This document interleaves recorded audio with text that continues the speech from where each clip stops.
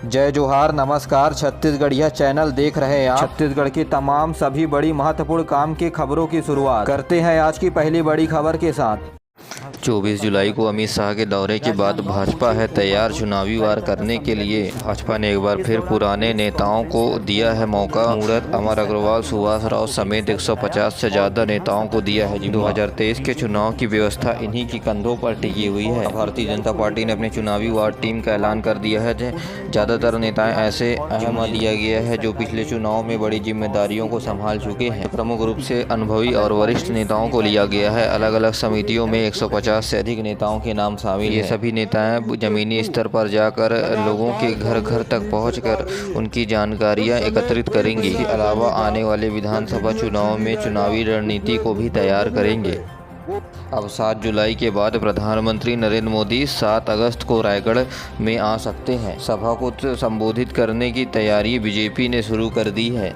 यहाँ देश के प्रधानमंत्री नरेंद्र मोदी एक बार फिर छत्तीसगढ़ आ रहे हैं। 7 अगस्त को नरेंद्र मोदी रायगढ़ आ सकते हैं। यहाँ वे जनसभा को संबोधित करेंगे। हालांकि प्रधानमंत्री कार्यालय से कार्यक्रम तय नहीं हुआ है, मगर भारतीय जनता पार्टी के सूत्रों के मुताबिक संगठन की तैयारियां शुरू हो गई है।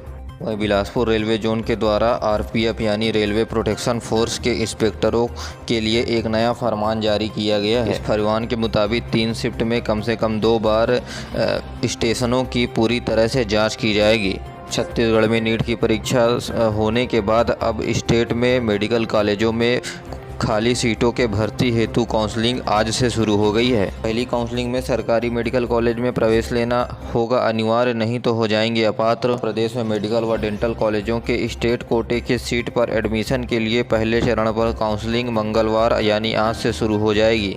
जिन छात्रों को पहले चरण में सरकारी मेडिकल कॉलेजों की सीट का आवंटन होगा उन्हें हर हाल में एडमिशन लेना होगा। ऐसा नहीं करने पर वे पूरी काउंसलिंग प्रक्रिया से अपात्र हो जाएंगे और बाहर हो जाएंगे। ऐसे छात्र किसी भी राउंड में काउंसलिंग में शामिल नहीं हो पाएंगे। पहले चरण में आवंटन सूची 6 अगस्त को जारी की जाएगी। एडमिशन 7 से 17 अगस्त तक लेना होगा।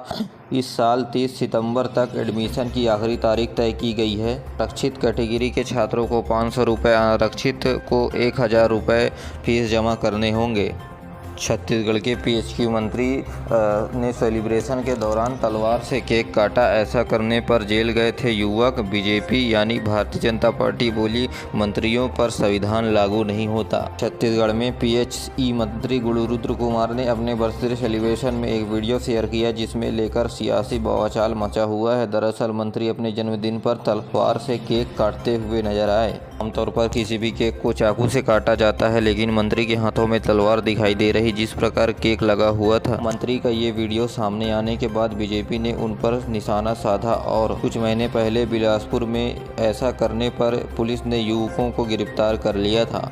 राज्य के सभी राजमार्ग में ई डिटेक्शन सिस्टम शुरू किया जा रहा है। इसके चलते बिना फिटनेस और बिना टैक्स वाले गाड़ियों का टोल प्लाजा से आवागमन पर चालान ऑटोमेटिक कट जाएगा और चालान कटने के बाद गाड़ी चालक के ऊपर कार्रवाई भी किया जाएगा। इस नियम को देखते हुए अब सभी वाहन संचालकों को सभी प्रकार के दस्तावेज तैयार रखना होगा। छत्तीसगढ़ परिवहन विभाग ने ऐसे गाड़ियों का पता लगाने के लिए एनआईए उड़ीसा के सहयोग से ई डिटेक्शन सिस्टम पोर्टल को विकसित किया है, जिसका उद्देश्य आने जाने वाले राष्ट्रीय राजमार्ग में गाड़ियों की जानकारी को इकट्ठा करना है। पहले चरण में टोल नाका को ई डिटेक्शन सिस्टम से जोड़ा गया है। बाद में खनन और औद्योगिक क्षेत्रों में एनपीआर कैमरे के माध्यम से वाहन में लदे माल और गाड़ी के बारे में जानकारी लिया जाएगा।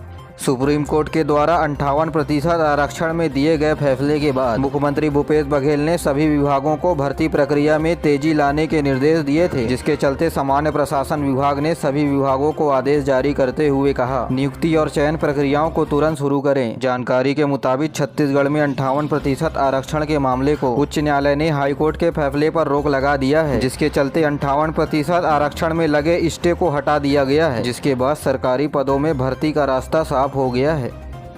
मुख्यमंत्री भूपेश बघेल ने कहा है कि वैज्ञानिक सोच के बिना लोगों का आगे बढ़ पाना संभव नहीं है। मुख्यमंत्री ने राजधानी रायपुर में 2 दिवसीय 18वां छत्तीसगढ़ यंग साइंटिस्ट कार्यक्रम का शुभारंभ किया। इस मौके पर उन्होंने कहा कि जनप्रतिनिधि और वैज्ञानिक मिलजुल करके काम करें तो देश के हर एक समस्या का हल आसानी से हो सकता है। उन्होंने कहा कि राज्य सरकार हर क्षेत्र में तकनीकों का उपयोग कर रही है और अपने विभिन्न योजनाओं तथा कार्यक्रम में शामिल किए हैं। युवा वैज्ञानिकों से कहा है कि मौसम में होने वाले बदलाव के बारे में शोध करना चाहिए और इसके बदले जरूरी विकल्प की खोज भी करनी चाहिए। इसके लिए शोध के नए नए तरीके युवा वैज्ञानिकों को सोचना चाहिए। पंडित रविशंकर शुक्ल विश्वविद्यालय के कुलपति डॉक्टर सच्चिदानंद शुक्ल, छत्तीसगढ़ यंग साइंटिस्ट कांग्रेस के अध्यक्ष प्रोफेसर कल्लोर घोष समेत देश भर के यंग साइंटिस्ट इस कार्यक्रम में मौजूद हुए हैं। मुख्यमंत्री भूपेश बघेल ने कहा है कि जिन गोठानों में रोजाना 5 क्विंटल की गोबर की खरीदी होगी, उन गांवों में बिजली बनाने की यूनिट स्थापित की जाएगी। मुख्यमंत्री ने ये घोषणा रायपुर के साइंस कॉलेज मैदान में आयोजित कोटवार ग्राम पटेल और गोठान प्रबंधन समिति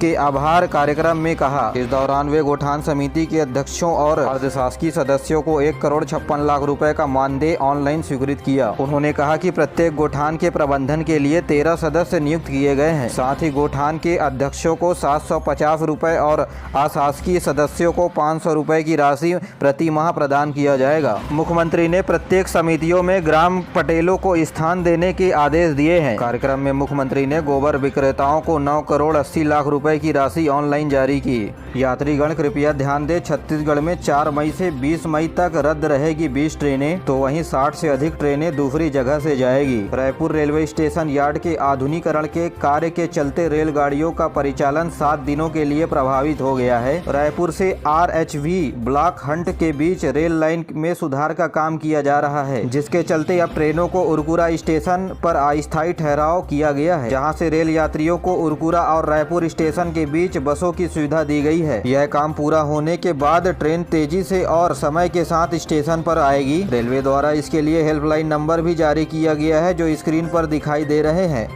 बालोद जिले में सड़क दुर्घटना के दौरान एक CRPF जवान की मौके पर मौत हो गई। यह जवान गरियाबंद जिले के सरहोली गांव का रहने वाला था, जो श्रीनगर के बड़गांव में पदस्थ था और छुट्टियों पर घर आ रहा था। गरियाबंद जिले के चिकली गांव में एक तेंदुए के हमले से महिला घायल हो गई, जिसे नजदीकी अस्पताल में भर्ती कराया गया है। ये महिला जंगल में लकड़ी बीनने गई थी। नेता प्रतिपक्ष नारायण चंदेल ने जांजगीर चांपा जिले के सेमरा गाँव में भाजपा कार्यकर्ताओं की बैठक ली। इस दौरान वे बैठक में स्थानीय कार्यकर्ताओं से कहा कि आगामी चुनाव के लिए वे एकजुट होकर के कार्य करें। अनुसूचित जाति, अनुसूचित जनजाति और अन्य पिछड़ा वर्ग के विद्यार्थियों को स्नातक स्तरीय प्रतियोगी परीक्षाओं की कोचिंग प्राप्त करने के लिए प्रवेश परीक्षा का आयोजन 14 मई को किया जाएगा। नेवरा तिल्दा में काम कर रहे फैक्ट्री में मजदूर की ऊंचाई से गिरने पर मौत हो गई, वहीं एक अन्य मजदूर घायल हो गया है। पश्चिमी विक्षोभ के कारण प्रदेश के कई स्थानों पर बारिश की संभावनाएं बनी हुई है। मौसम विभाग ने प्राप्त सैटेलाइट के चित्रों के जरिए कहा है, प्रदेश के अधिकांश हिस्सों पर बादल छाए हुए हैं। प्रदेश में बारिश की वजह से रबी फसलों को भी नुकसान पहुंचा है। मौसम विभाग के अनुसार पिछले 24 घंटे के दौरान पिंडर रोड और लोरमी में 4 मिलीमीटर बारिश हुआ है। वहीं मनेन्द्रगढ़, तखतपुर, कोटा और बैकुंठपुर में 3 सेंटीमीटर बारिश रिकॉर्ड किया गया है। आज सुबह भी 24 घंटे के दौरान बारिश प्रदेश के कुछ इलाकों पर हो सकती है और इसी वजह से प्रदेश में मौसमी बीमारी का प्रकोप बढ़ गया है। मौसम विभाग का कहना है कि प्रदेश में अगले 24 घंटे के दौरान ओलावृष्टि, बारिश होने तथा वज्रपात होने की संभावनाएं हैं। मौसम विभाग ने अगले 2 दिनों में बारिश और तेज होने की संभावनाएं भी बताई है।